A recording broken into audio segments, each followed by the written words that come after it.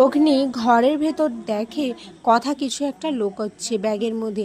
অগ্নি কথাকে সরাসরি বলে, তুই ব্যাগের মধ্যে কি লুকাচ্ছিস? কথা কথা আটকানোর চেষ্টা করে, কিন্তু অগ্নি জোর করে ব্যাগটাকে এমনভাবে টান দেয় সমস্ত জিনিসপত্র উলটপালট হয়ে পড়ে যায় নিচে।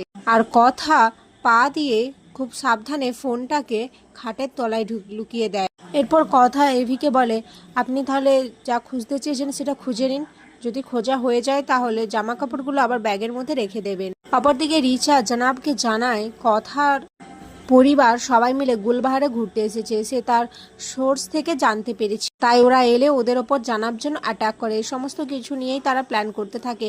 এদিকে কথা, অগ্নি, প্র্যাটি সবাই মিলে তো চলে যায় গুলবাহারে। অগ্নি কথাকে বলে, এখানে এসেছি সবাই যে যার পছন্দ মতো খাবার খাবি, বুঝেছিস? আর যদি কেউ বাঙালিয়ানা করে শাক পাতা খেতে চায় তার জন্য ব্যবস্থা রয়েছে। কথা তখন বলে, এসব খাবার খাওয়ার পর শাক পাতাই দরকার হজম করার জন্য, যেটা শুনে সবাই হাসতে থাকে। এরপর জানাবের লোকজন কথাদের ওপর নজর রাখছিল, সে ফোন করে জানাবকে জানিয়ে দেয় যে কথারা কোন হোটেলে উঠেছে আর কোন রুমে থাকছে। এদিকে হোটেলে এসে কথা বাদাম চা খায়, আর এভি বাদাম চায়ের বদলে কফি খেতে চায়, কিন্তু কথা এভিকে কিছুতে কফি খেতে দেবে না। আক্কি বলে, কথা এখন প্লিজ এভিকে খেতে দাও, আমি তোমাকে কথা দিচ্ছি বাড়িতে যেয়ে আমরা তোমার ডায়েট মতো সমস্ত খাবার খাবো, আর বিগ ব্রো তো স্পেশালি খাবে। অপরদিকে জানাব সমস্ত কিছু জানার পর কথাকলিকে কিডন্যাপ করার পরিকল্পনা করে। রিচা বলে, কথাকে কিডন্যাপ করে কিছু হবে না, যে মেয়ে অত বড় একটা বম ব্লাস্ট থেকে বেঁচে ফিরতে পারে তার কাছে সব কিছুই সম্ভব। আমরা কথার উইকনেস ওর হাজবেন্ড এভিকে কিডন্যাপ করব। অপরদিকে আক্কি আর জুনি মিলে প্ল্যান করে এভি আর কথাকে এক করার।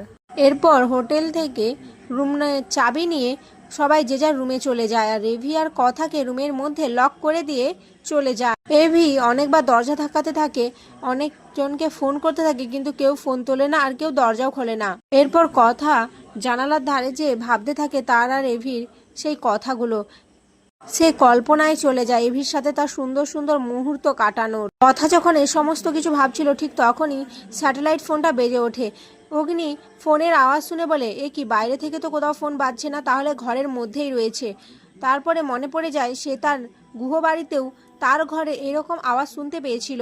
কথা তখন কথাগুলো কাটিয়ে দিয়ে চলে গেছিল। এভি কথাকে আবারও সন্দেহ করে। কথা এভিকে বোঝানোর চেষ্টা করে, বলে, আমি কেন আপনার থেকে সমস্ত কিছু লুকিয়েছি সেটা তো আপনি জানেন, তারপরেও আমার সাথে কেন এরকম করছেন পাচক মশাই?